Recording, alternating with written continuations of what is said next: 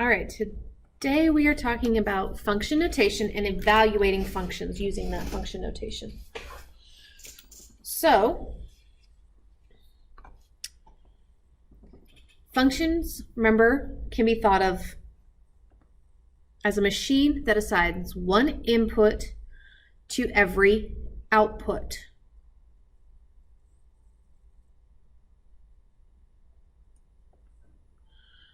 Okay, now this right here is going to be oftentimes what we see when we write a function. You have a letter, parentheses, x, and it's read as f of x, g of x, whatever letters here. So that is the name of your function.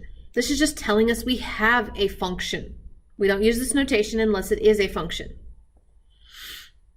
Inside the parentheses is our input. Now remember, that's our x value. So this is what we are plugging into the function.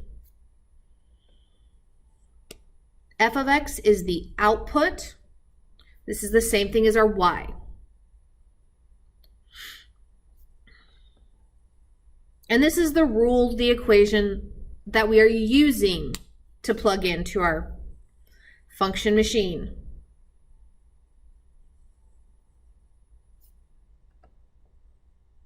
So let's look at this. I've got f of x is equal to 3x plus 4, and we're going to find what f of 2 and f of negative 1. So we'll start with f of negative 2. All this means is that everywhere I see an x, I'm plugging in 2. So it becomes 3 times 2 plus 4. Well, 3 times 2 is 6, plus 4 gives us 10. So f of 10, or f of 2, is equal to 10. Now I could also write this as a point, because all our functions can be written as points on graph. So my x value was 2, the y value I got out was 10.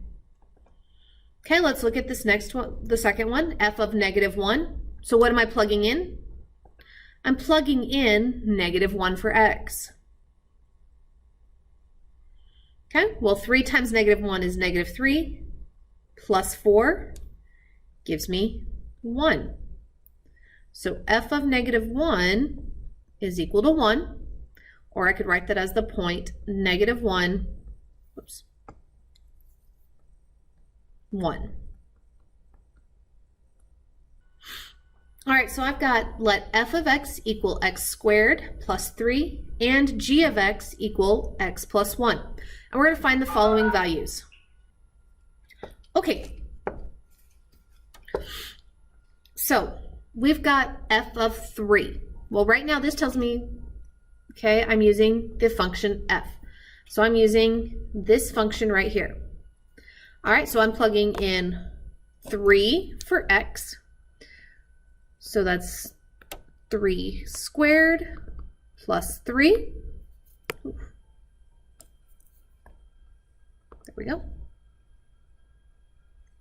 So 3 squared is 9 plus 3 gives me 12. So f of 3 is equal to 12, or the point 3 comma 12. Okay, let's look at another one. I've got g of 3. Okay, so well, that g tells me I'm using the second function. So I get 3 plus 1, which gives me 4. So g of 3 is equal to 4, or the point 3, 4.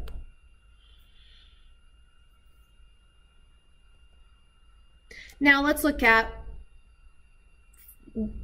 when we're given find x when g of x is equal to 0.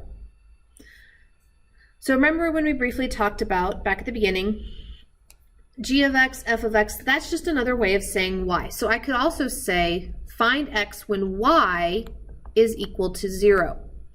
All I'm going to do is, instead of replacing the x, I'm replacing the g of x. So in this one, I'm using the function g of x is equal to x plus 1, and I'm looking when g of x is 0, what is the x value? Okay, so we know the y value, we're looking for the x. Well, I can solve this simply by subtracting 1 on both sides. So I get -1 is equal to x, or x is equal to a -1. So when g of x is equal to 0, our x equals -1. So our point would be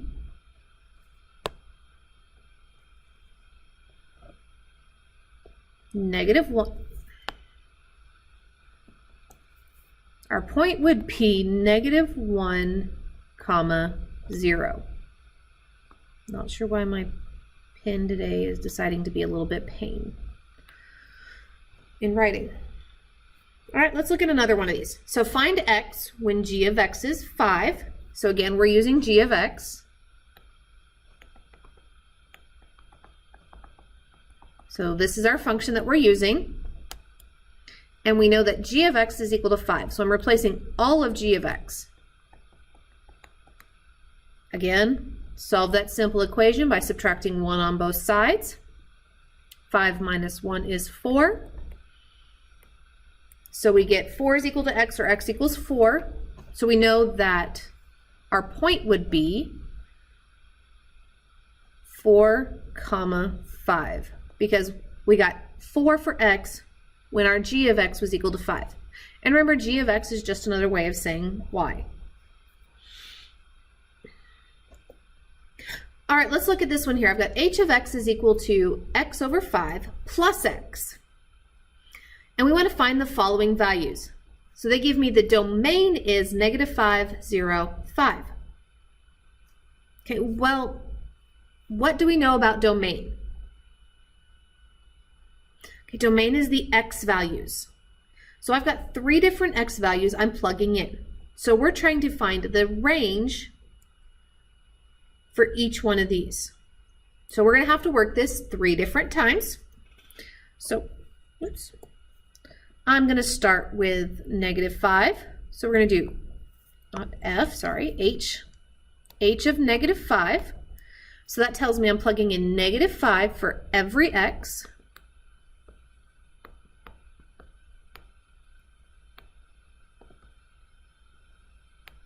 Okay, and we can simplify from here.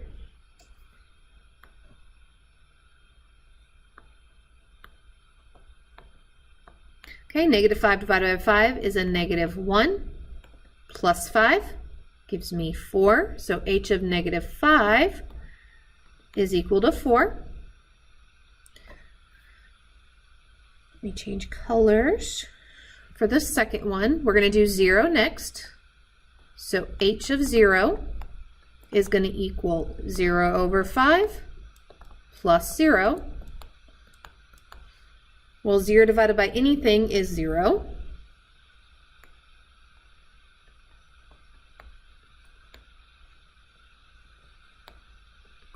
Plus 0.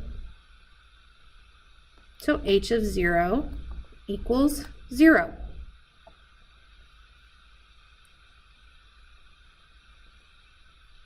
All right, last one, we've got h of 5. And that's going to equal 5 over 5 plus 5. So 5 divided by 5 is 1, plus 5 is 6. So we get h of 5 is equal to 6. -5, 4. 0, 0. And 5, 6. Okay, so now what is the range? Because that's really what we're asking for here, right? What is the range? So the range is all the y values. So it's, and remember we write this least to greatest, so it's going to be 0, 4, and 6. All right, that's all I have for this video. See you in the next.